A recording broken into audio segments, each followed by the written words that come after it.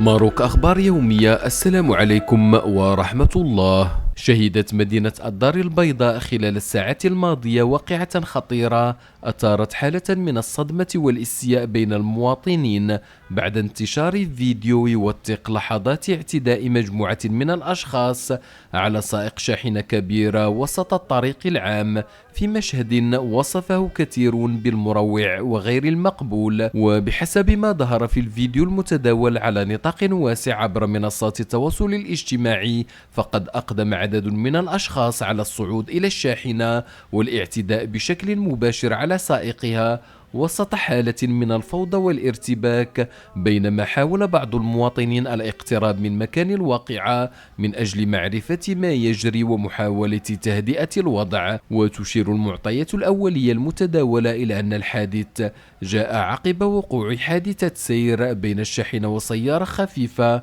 غير أن أسباب تطور الوضع إلى اعتداء جماعي ما تزال غير واضحة إلى حدود اللحظة. الفيديو الذي انتشر بسرعة كبيرة خلف موجة من الغضب بين رواد مواقع التواصل الاجتماعي، حيث طالب العديد من المواطنين بفتح تحقيق عاجل للكشف عن جميع ظروف وملابسات الواقعة وترتيب المسؤوليات القانونية في حق كل المتورطين في هذا الاعتداء. وفي المقابل، لا تزال السلطات الأمنية لم تصدر أي بلاغ رسمي بشأن الحادث، وهو ما يجعل الكثير من التفاصيل مجهولة في انتظار توضيحات رسمية تكشف حقيقة ما جرى بشكل دقيق.